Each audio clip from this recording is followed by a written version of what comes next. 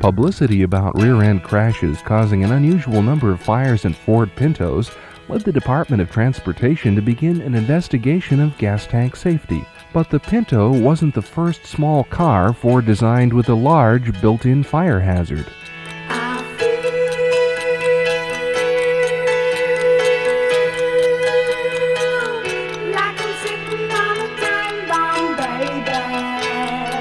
Between 1960 and 1970, smaller Ford models, including the Mustang and Fairlane lines, were equipped with a flange-mounted gas tank, rigidly bolted to the body of the car. And in some cases, the top of the tank also served as the floor of the trunk. Well, only one thing in common, they got the fire down below. All of us want to know, just as much as I want to know, who's responsible? In a recent case decided in favor of passengers burned when their Ford Fairlane with the flange-mounted tank caught fire, the Supreme Court of Illinois ruled Ford was at fault for designing a tank which burst into flames so easily. The court cited many prior cases which all point to one conclusion. Automobile manufacturers have to design their products bearing in mind that half of all collisions are rear-enders and that nearly 4% of the crashes resulted in fires. My fenders was clicking the guardrail post. The guy beside me was white as a ghost. Look out, look out, look out, look out!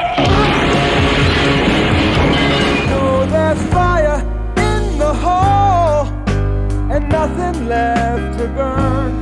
As in the case of crash testing Pintos, Ford ignored test data and reports pointing to the hazards inherent in the design of the flange-mounted gas tanks. And Ford even denied such tests and reports existed at all, until confronted with its own documents in open court. That attempted deception caused Illinois Supreme Court Justice James Dooley to strongly condemn Ford's conduct in this case. I finished up with, the actions of these vicious men are a violent stain on the community, and the full penalty of the law is hardly strong enough to deal with their ghastly crimes. Super.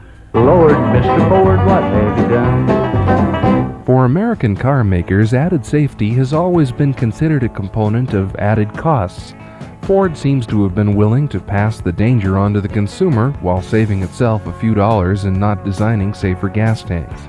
And the buyer is the one who gets burned if one of Ford's so-called better ideas backfires.